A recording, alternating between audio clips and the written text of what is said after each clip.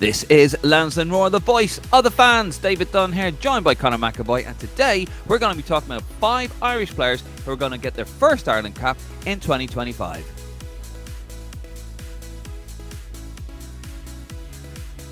Right, folks, before we get started, if you haven't already, hit that subscribe button and, of course, hit the like button. It really does help, and it really helps support the channel and the page.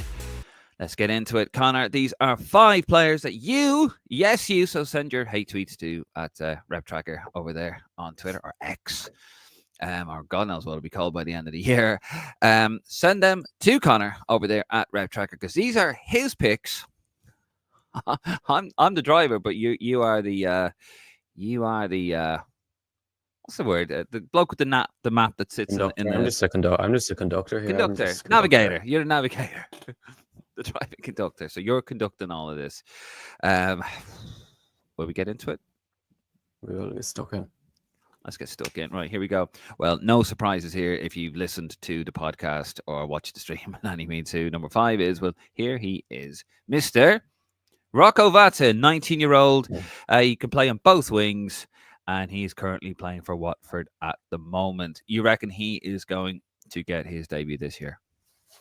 Yeah, I think he's probably the most nailed-on debut this year, Dave. If you probably agree with that, I think it's probably easy to say that he's a cert for the March squad. Even now, more with injuries with Fessi Abistelli and Ogbene out for the March window. So, especially on the left wing, we only really have Mikey Johnson. No one really on the right at the moment standing out. So, Rocco's been absolutely exceptional for Watford, and he's superb talent. He's been always touted as an elite talent, but you never know with young lads coming through how good they're really going to be. But ever since he's left Celtic in the summer, he's gone to another level. Tom Cleverley has really taken his time with bedding him into the team, which seems to have been the right thing. He's given him minutes here and there and slowly building up, and you can see that he's adjusting the men's football excellently. He's probably Watford's most informed player at the moment. He scored that absolute worldie against Fulham in the FA Cup. Just it shows the class he has and the confidence for a young lad to even attempt that. It was audacious. And then the goal he got at the weekend as well. So he's an absolute superb footballer, something we miss in Ireland. Someone that can get you off his feet every time he gets on the ball, both feet, elite finisher, superb dribbler, football IQ is superb, and he seems to really have his head on his shoulders and only really cares about improving the football. And this is only the start for Rocco, and I think debut in March is inevitable, and I'd say Heimer's very impressed by him. Yeah, and I think it's important as well we get this guy capped, because obviously I know he was born in Scotland, and a couple of suggestions. It might be another one slipped through. Now I know you've shown me evidence that that's not going to happen, but that's great. But let's just get him capped. Just get him in there. The Warriors like you, just for the Warriors. Listen, when you support Ireland for over 30 odd years, you'd be like me too. You see demons in every corner. Yeah, no, he is a superb player. Look, you just need that injection, don't you? Somebody who's that audacious, who will. We have really missed somebody. We haven't had anybody for a very long time who could just hit him from distance.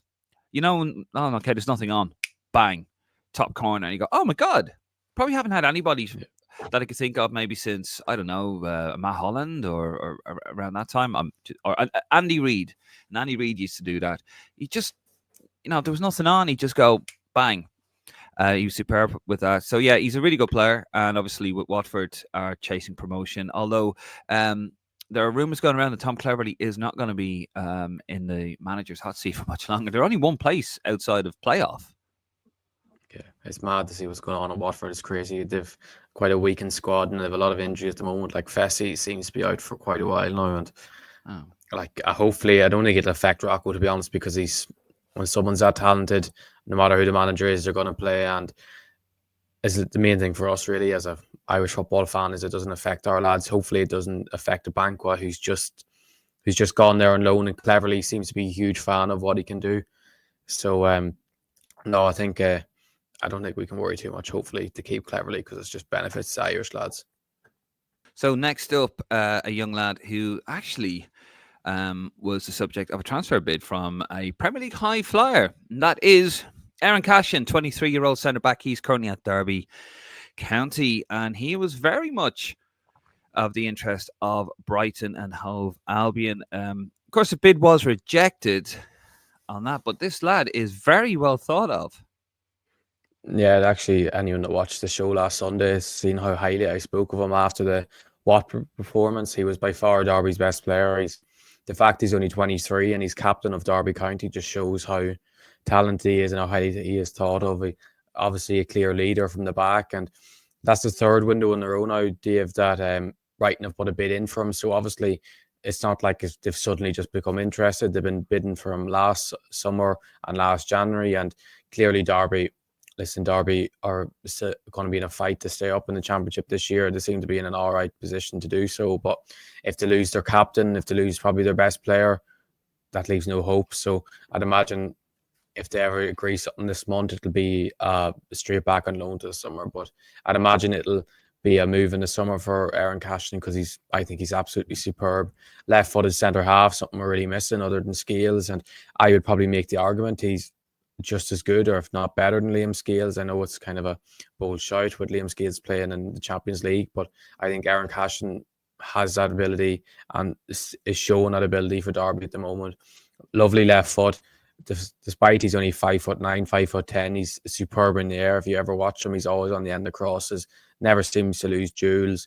Obviously, he's a leader at the back, very strong in the tackles. So he's a player I absolutely love. I think that has to be brought into the Ireland team this year.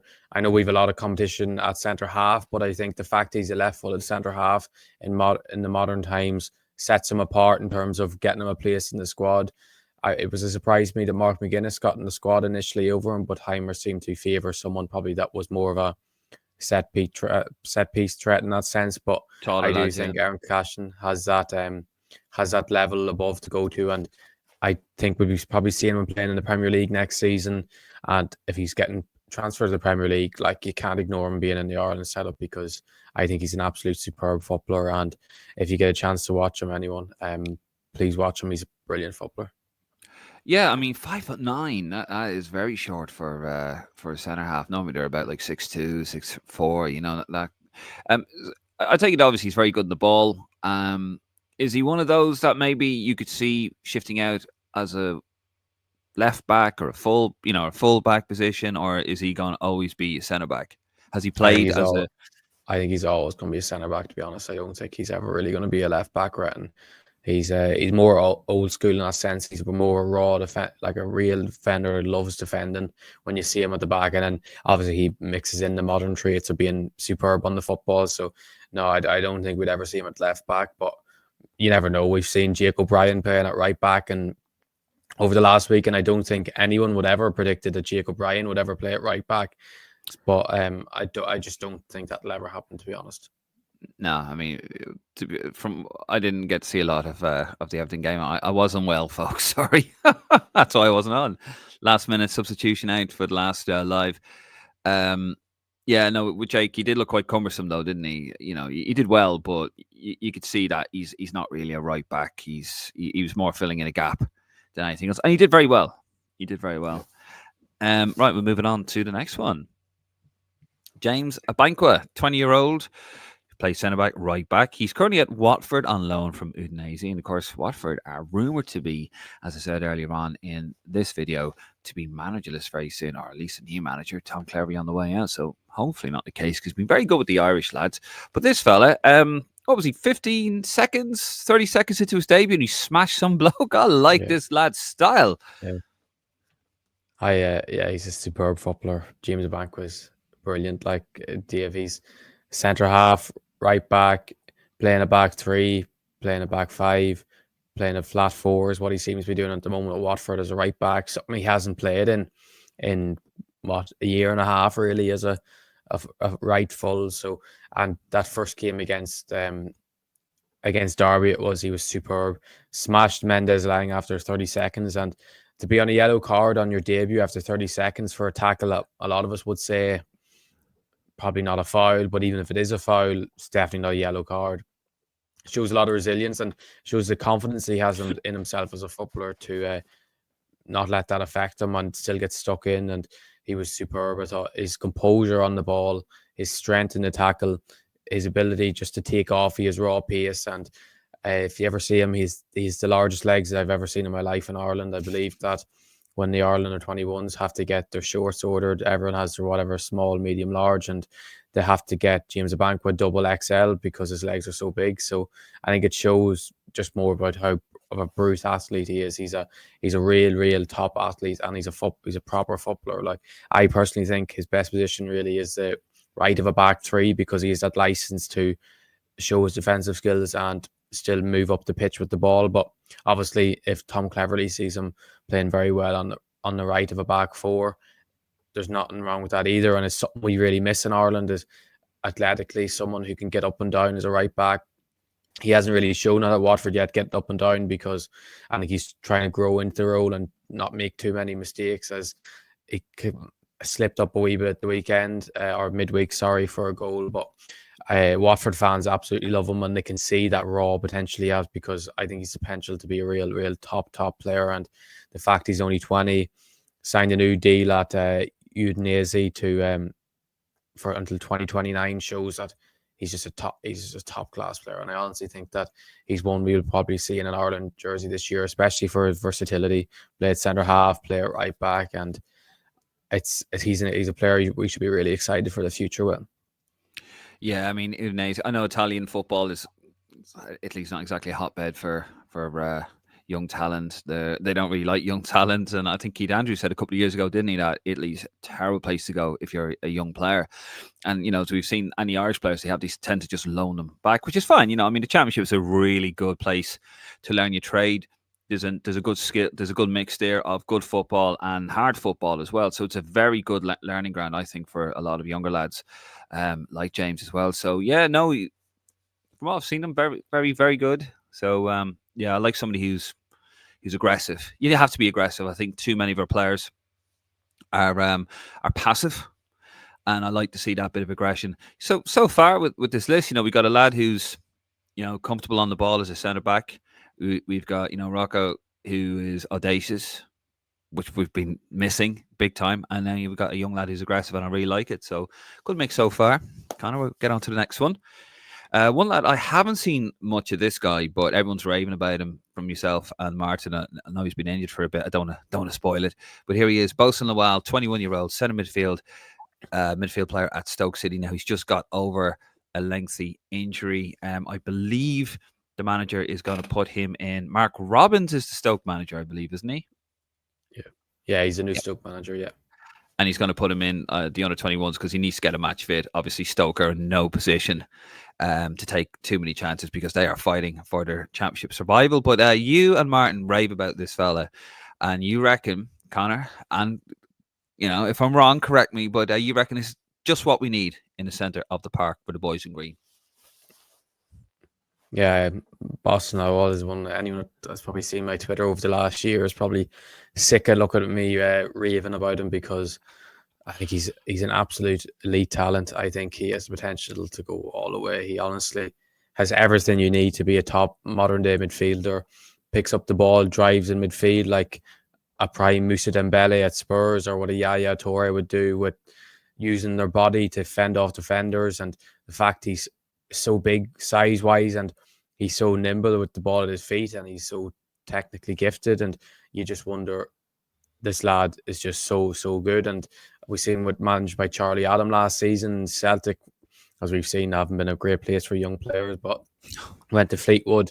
The initial manager there had him playing as centre half and right back, and Charlie Adam came in, said we need to put him back in his natural position, which is centre midfield, and turned him in probably after Christmas. He was the best midfielder in League One, with probably the worst side in League One, which shows if you can do that in the worst team in the league, what can you do when you move up a level? I think that once he gets fully fit, he will tear up the Championship. I think he has everything that Stoke need to improve that midfield, because I've watched a lot of Stoke this season, but Andy Moore and Tom Cannon being there, obviously Tom Cannon's gone now, but they've really lacked Boston in midfield. And he came on one game for, it was 10-15 minutes, and you can tell he's not fully fit yet, and it'll take him a while.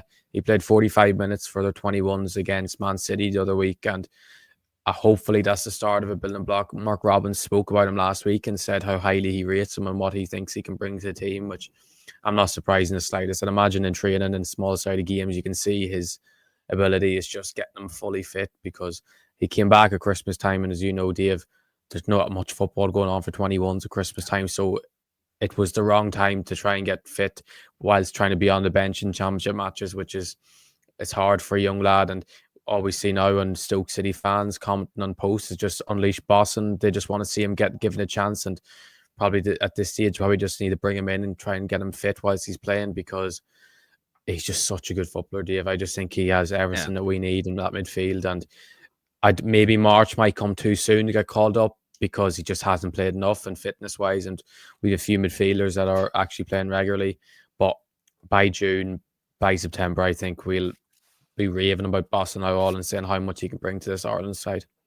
Yeah, absolutely. I mean, some people might be mistaken and think, oh, he's on the bench, he's not getting a game, the manager must not rate him. No, he's just not fit enough. There's match fitness, and when you're a team like Stoke, who not too long ago they've just sacked their, Mark Robbins has just come in, director of football. John Walters had to make a change. They were fighting. They were in the relegation zone for most of the season, actually, up until now. They've kind of climbed away a little bit, so they're not going to take a chance on a 21-year-old who's literally just come back from injury. So big things ahead. I agree with you there. I don't think March. I think Heimer might turn around. He'd probably look at it and go, right, you haven't played enough.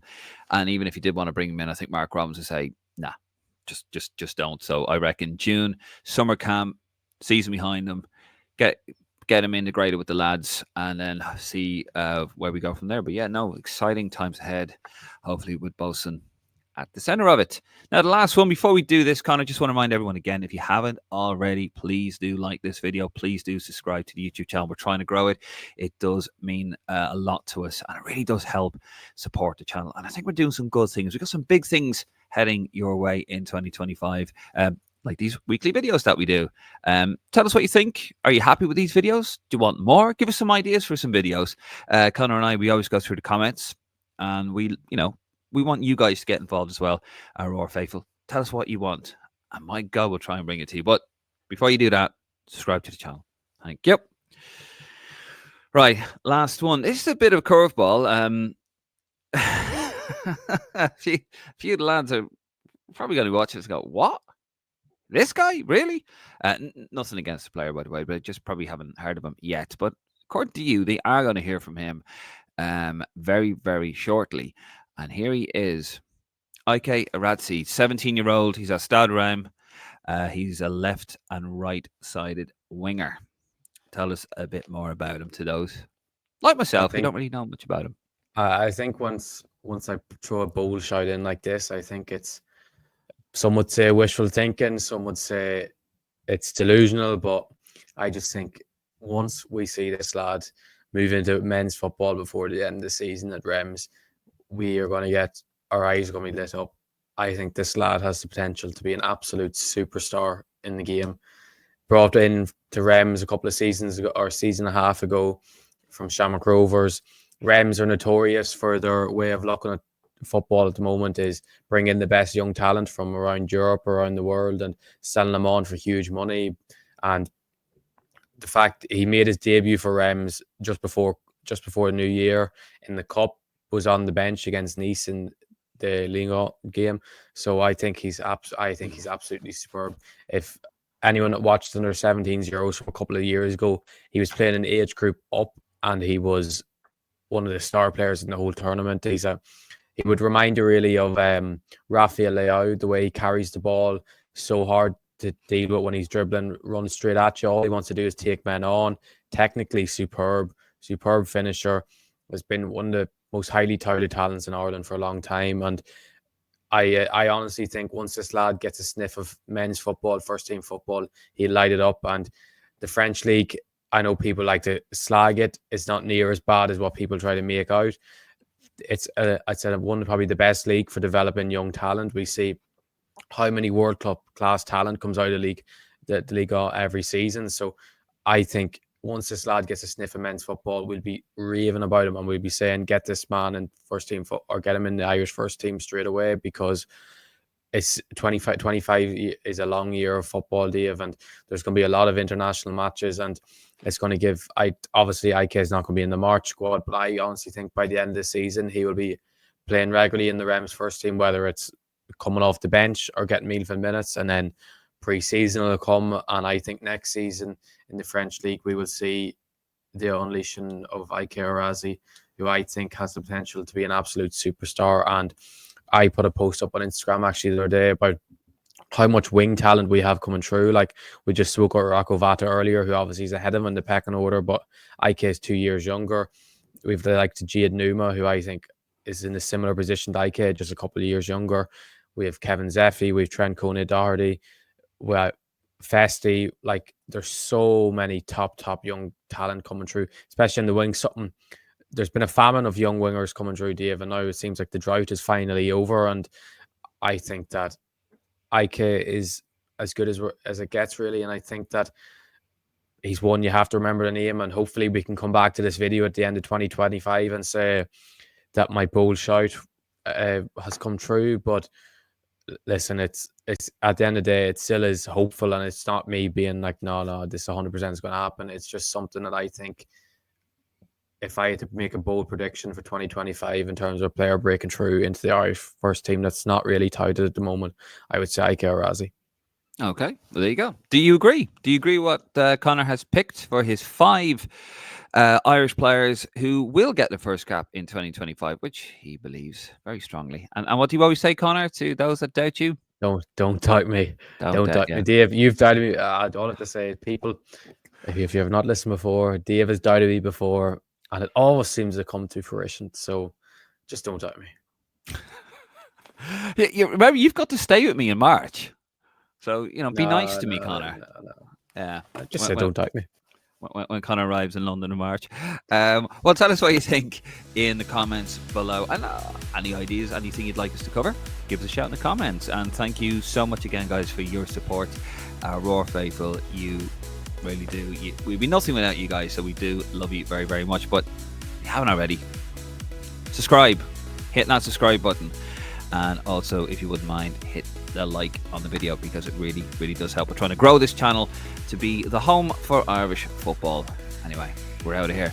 I'm David Dunn. He is Conor McAvoy. We are out of here, and we will see you live this Sunday, 9 o'clock, if Conor hasn't blown away in the storm. Good night.